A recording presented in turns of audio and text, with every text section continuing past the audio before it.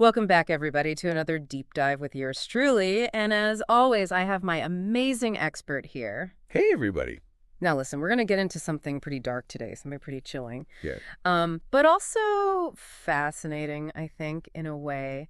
When we talk about Jeffrey Dahmer, it's like one of those cases that just stays with you, so many different aspects to it. And we're really going to try to explore that from a unique angle today through a really powerful YouTube video that we found. Absolutely. It's called Jeffrey Dahmer Reacting to Getting Confronted by His Victims. Pretty intense, right? Yeah, just the title alone. Yeah. It's going to be heavy. And it's from the channel Court Cases, which, if you haven't checked that channel out yet, a lot of really good content there. Really is. What's going to make this deep dive a little different than just, reading through the Wikipedia page or whatever on Jeffrey Dahmer is that we're going to hear directly from the families and loved ones of his victims. Right. And the impact that it had on them. And, he killed 17 people over 13 years, drugged them, dismembered them, and sometimes even tried to create this zombie-like state. It's just horrifying. But I think the power of hearing from the people who were most affected by it is really what's going to make this a really important deep dive. Yeah, and I think too often these cases get, sensationalized, and we forget about the human cost. Exactly. The real people whose lives were shattered by these acts. Exactly. And so one of the things that this video highlights is these victim impact statements that were given in court. And these statements are so powerful because they really give a voice to those who suffered. Yeah, they do. At the hands of Dahmer. And it allows us to kind of step outside of just the facts of the case. Absolutely. And understand the true human cost of his crimes. And to me, that's what makes this video so compelling. Yes. We're not just rehashing the details of the case. We're really trying to understand the ripple effect of Dahmer's actions. Yes, exactly. And so we're going to go through several of these victim impact statements and kind of analyze them and try to unpack what they mean and what they tell us about this case. That sounds great. So the first one that really struck me was Shirley Hughes. Oh. She was the mother of Anthony Hughes, who was Dahmer's 12th victim, and Anthony was deaf and mute. Right.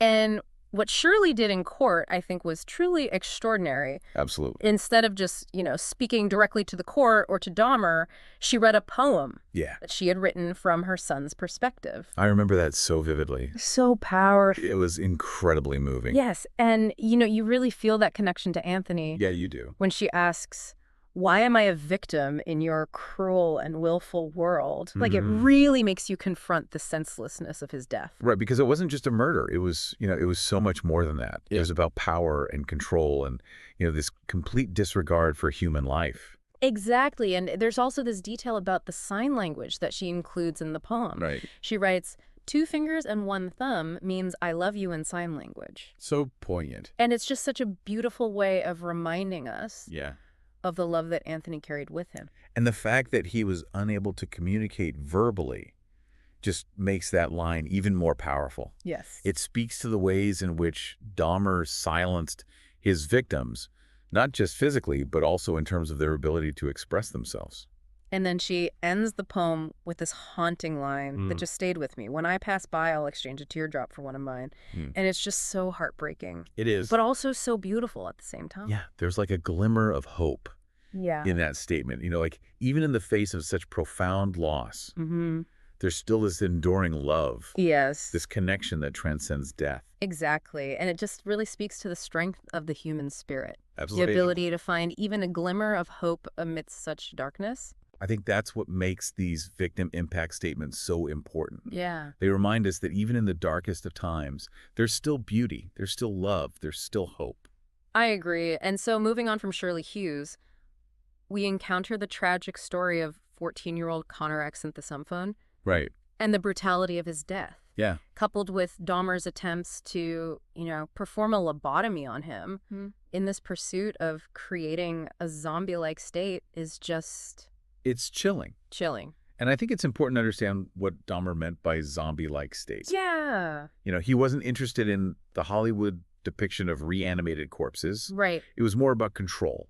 Yes. He was driven by this desire for complete control over his victims. Yeah, he wanted to create these living, submissive victims who would obey his every command. Exactly. And it's just, it's so disturbing to think about. It is. And what makes it even more disturbing is that the body of Anthony Hughes was still in Dahmer's apartment while police were interacting with him and Konerak.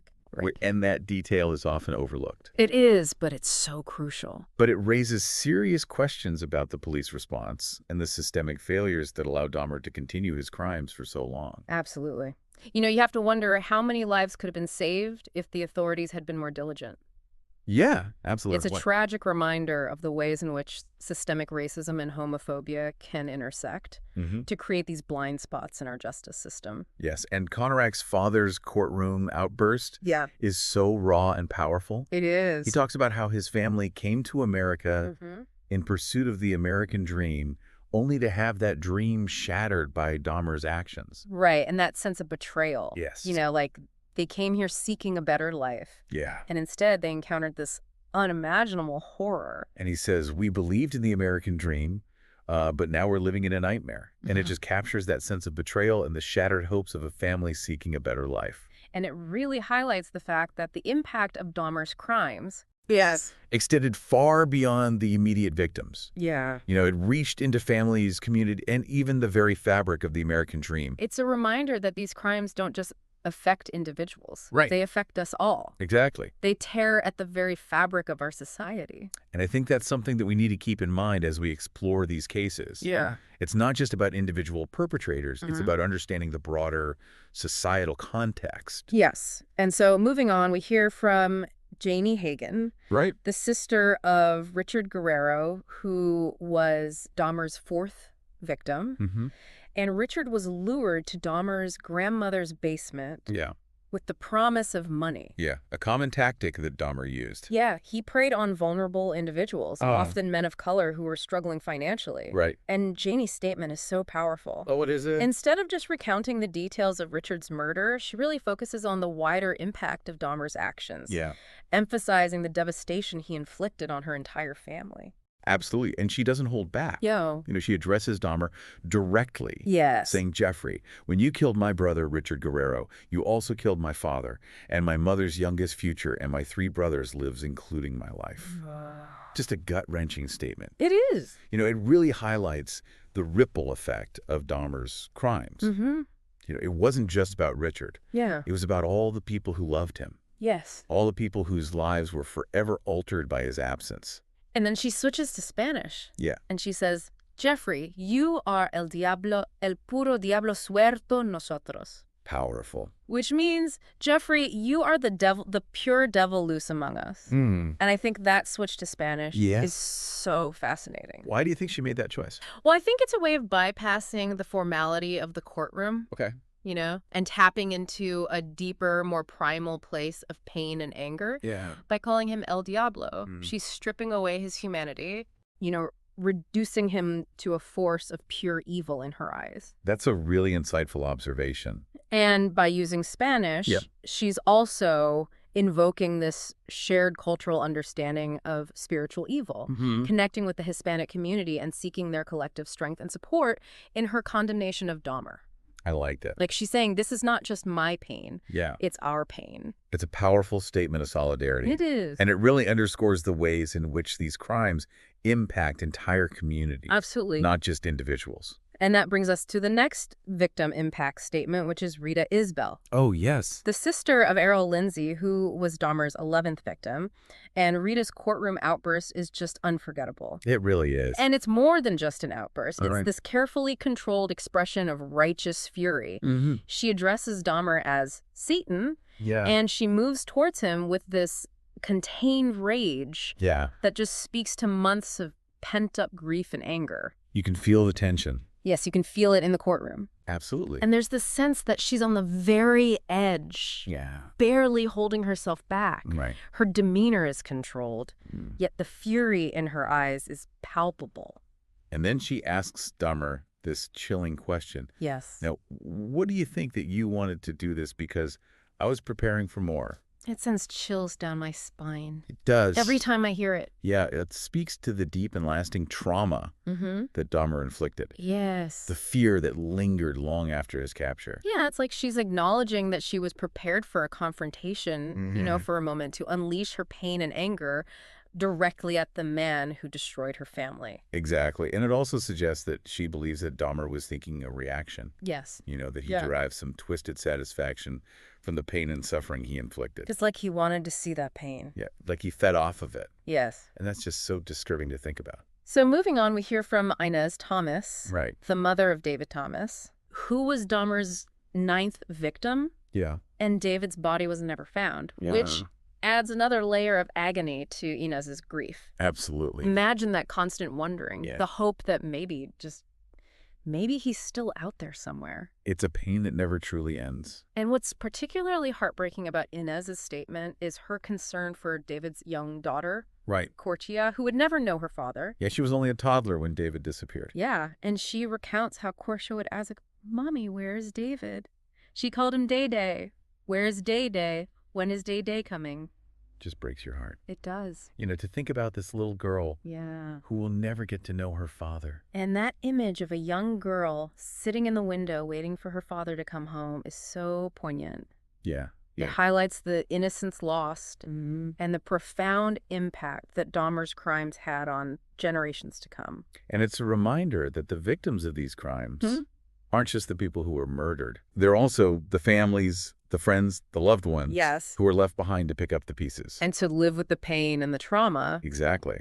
And so that's kind of like the backdrop for the next part of our deep dive. Okay. Which is the story of Tracy Edwards. Oh, wow. Who was the one man who escaped Dahmer and ultimately led to his arrest. So crucial. Yeah. Without Tracy Edwards, Dahmer might still be out there. Who knows how many more victims there would have been. Exactly. So we're going to pick up with Tracy's story in part 2 of our deep dive. Sounds good. So stay tuned, folks. Can't wait.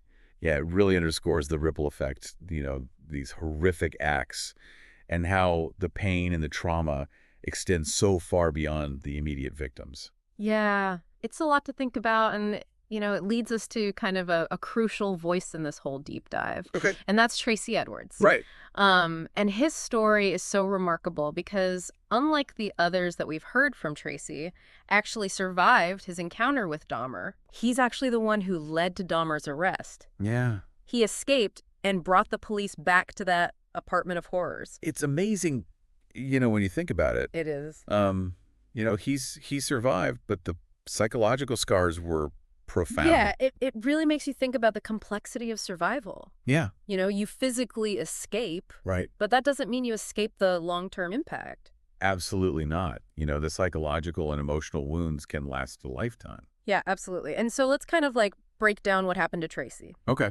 So Dahmer lured him to his apartment, just like he did with many of his victims, Right. with the promise of money. Mm-hmm. And once inside the situation, quickly turned sinister. Yeah. He handcuffed Tracy, brandished a knife, Oh, God. and chillingly declared his intention to eat his heart. Oh, my God. How do you even process that? I can't even imagine the terror that Tracy must have felt in that moment. It's beyond comprehension. And what's particularly unsettling is the detail about Dahmer's chanting that Tracy described. Oh, yeah. It's like this image of a man lost in some kind of twisted ritual. It's like a horror movie. It is, it blurs the lines between reality and nightmare. And the fact that The Exorcist was playing on the VCR in the background adds this whole other layer of surreality. It's like Dahmer was trying to create a specific atmosphere. Yeah. Transforming his apartment into a stage for his own twisted desires. It's just so creepy. It is. And what impresses me is Tracy's quick thinking. Yep. He pretended to be comfortable, playing along with Dahmer to gain his trust. I mean, that must have taken incredible courage and composure. Oh, yeah. To act calm and compliant while facing such a terrifying threat. Yeah. It speaks volumes about his will to survive. Absolutely. And he knew that his only chance lay in outsmarting Dahmer. Right. And that's exactly what he did. Yeah. And there's this moment he describes where he thinks to himself, I knew something was about to happen. And you can almost feel the dread.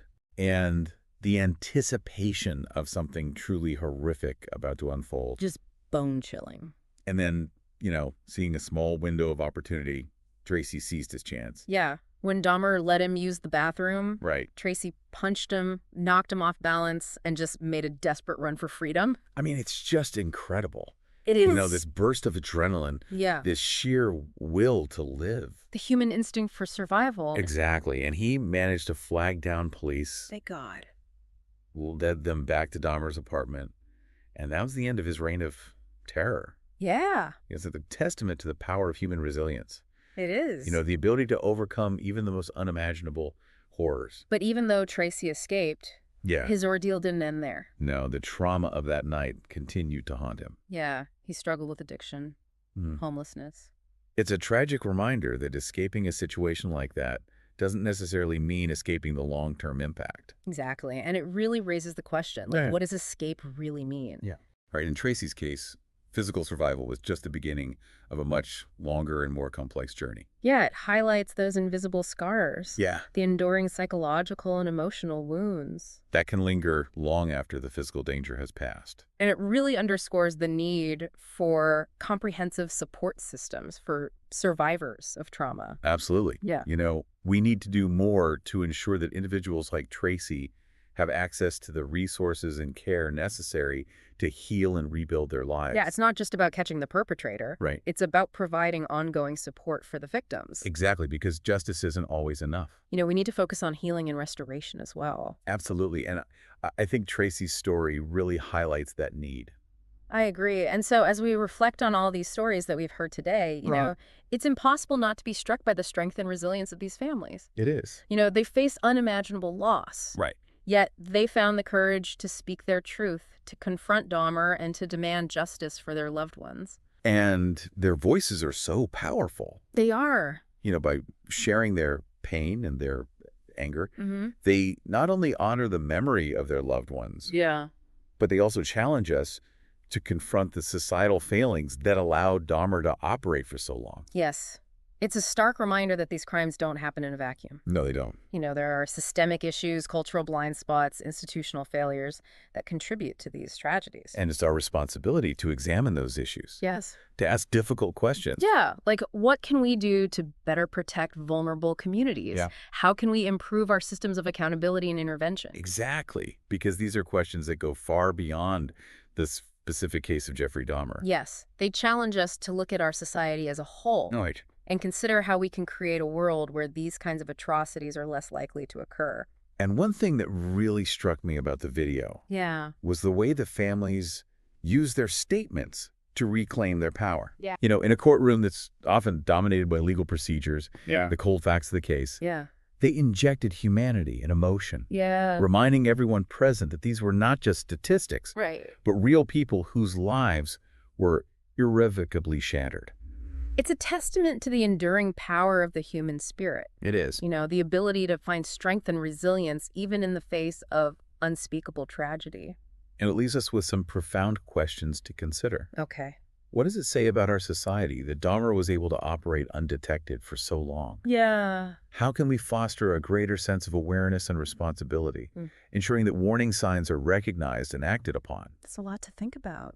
It is, but it's essential that we confront these difficult questions. Yeah. You know, if we want to create a safer and more just world. Yeah, absolutely. And so I think this deep dive has been a difficult but necessary journey. I agree. You know, the voices of these families, their pain, their anger, their resilience, it stays with you. It does. It stays with you long after the video ends. It's a reminder that even in the darkest of times, Mm-hmm. the human spirit can endure. Absolutely. And it's our responsibility to learn from these tragedies, Yes. to honor the memory of the victims, and to work towards a more just and compassionate world. I couldn't have said it better myself. So thank you for joining us on this journey. Yeah, thanks for listening, everyone. We hope you'll continue to reflect on the stories we've shared and the questions they raise. Approximately. Until next time, stay curious and keep diving deep. It really makes you think about, like, the limitations of the legal system, right? Oh, absolutely. Like, we talk about justice, but is justice really enough? No, it's Huh? not. You know, it's It's not just about catching the perpetrator, it's about providing support and care for the victims. Right. And for their families. And it's ongoing, right? Absolutely. It's an ongoing process. Yeah. And you think about all the stories we've heard today. Yeah. I mean, just the strength and resilience of these families is just incredible. It is. To face this unimaginable loss and then still have the courage to speak their truth. Right. And to confront Dahmer. Yeah. And to demand justice for their loved ones. It's powerful stuff. It is. And their voices are so important. Yeah. Because they remind us that these crimes don't happen in a vacuum. Right. There are these larger systemic issues at play. Absolutely. Cultural blind spots, institutional failures, all of these things contribute to these tragedies. And it's our responsibility to examine those issues. Yeah. To ask these tough questions. Like, how can we prevent this from happening again? Right. How can we protect vulnerable communities? How can we create a more just and compassionate society? Exactly. It's a lot to think about. It is, but it's essential. And one thing that really struck me about the video Yeah. was how the families used their statements to reclaim their power. Right. In a courtroom that's so often dominated by legal procedures and just the cold, hard facts of the case. Right. It's all very clinical. Yeah, they injected humanity and emotion. They did. They reminded everyone that these were not just statistics, these were real people. Real people with hopes and dreams. Yeah. And families who loved them. And whose lives were forever changed by these horrific acts. And it's a testament to the enduring power of the human spirit. It is. Even in the face of unspeakable tragedy, there's still this capacity for strength and resilience. And it leaves us with some really profound questions. Absolutely. Like, what does it say about our society that Dahmer was able to operate undetected for so long? Right. How can we do better? How can we be more vigilant? Yeah. More aware of the warning signs? How can we create a world where these kinds of tragedies are less likely to occur? It's a challenge, Yeah. but it's one that we have to face head on. Absolutely. And so I think this deep dive has been a difficult one. Yeah, it has. But a necessary one. Definitely. The voices of these families, their pain, their anger, their resilience, it really stays with you. It does. Long after the video ends. It's a reminder that even in the darkest of times, the human spirit can endure. And it's up to us to honor their memory. Absolutely. By working towards a more just and compassionate world. A world where these kinds of horrors are less likely to happen. And so thank you all for joining us on this journey. Yeah, thanks for listening, everyone. We hope you'll continue to reflect on these stories and the questions they raise. And if you have any thoughts or insights, Yeah. we'd love to hear from you. Leave a comment down below. Yeah, let's keep the conversation going. Until next time, stay curious and keep diving deep. See ya.